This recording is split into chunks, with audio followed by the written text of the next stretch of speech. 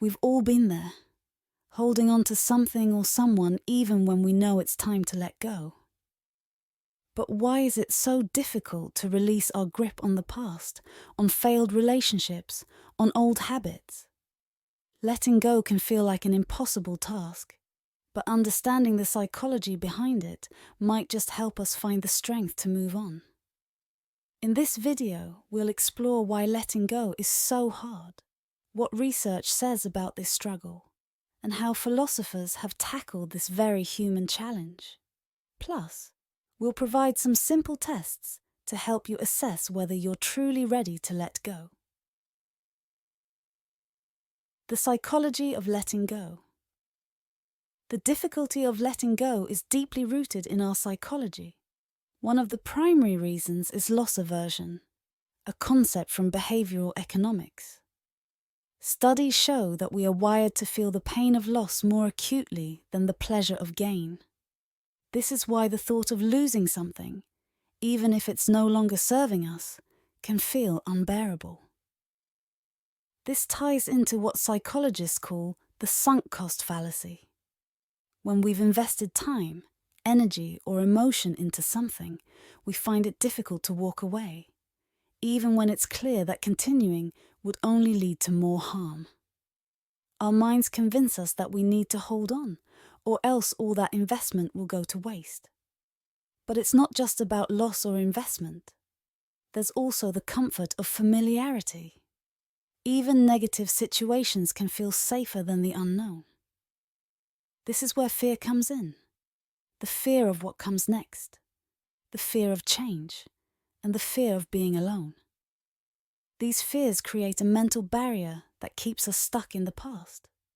Carl Jung, the renowned psychoanalyst, believed that what we resist in our minds often persists in our reality. By clinging to the past, we give it power over our present, making it even harder to let go. Philosophical insights on letting go. Philosophers have long pondered the concept of letting go.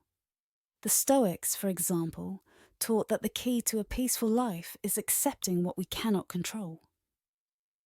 Epictetus famously said, "Make the best use of what is in your power and take the rest as it happens." Letting go, then, is about recognizing the limits of our control and embracing the present. Buddhist philosophy also offers profound insights. The Buddha taught that attachment is the root of suffering.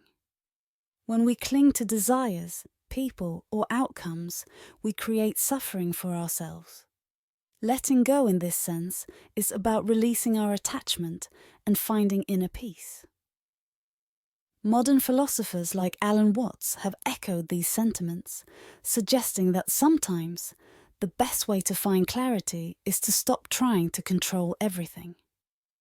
Watts believed that letting go is an act of trust, trusting that life will unfold as it should, without our constant interference. Practical steps and tests. To let go. Now that we understand the psychological and philosophical reasons behind our struggle to let go, let's explore some practical steps. The first step is acknowledgement. Recognize what you're holding on to and why. Are you afraid of loss, clinging to a sunk cost, or attached to a specific outcome? Writing these down in a journal can help bring clarity. Take a moment to ask yourself, why am I holding on? Write down your honest answers, and then ask yourself if these reasons are serving your well-being. If they're not, it might be time to let go. The next step is to challenge your fears.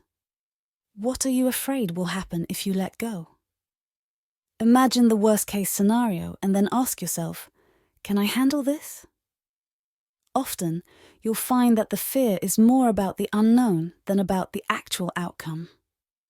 Write down your worst-case scenario and then write down how you would cope with it.